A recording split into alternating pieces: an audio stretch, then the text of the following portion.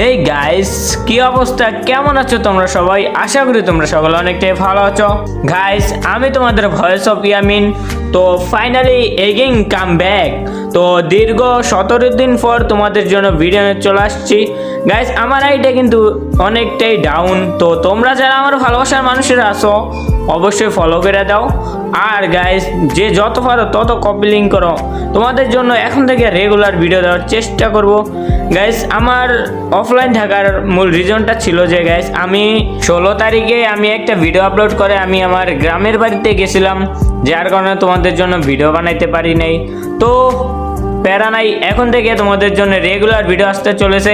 তো আমার এই টিকটক আইডি ফলো করো। আর গাইস, আইডিটা কিন্তু অনেকটাই ডাউন, তোমাদেরকে আগেও বলছি। তোমরা যারা আমার ভালোবাসা মানুষগুলো আসছো সারা দাও, উড়াদুরা কপি লিঙ্ক করো।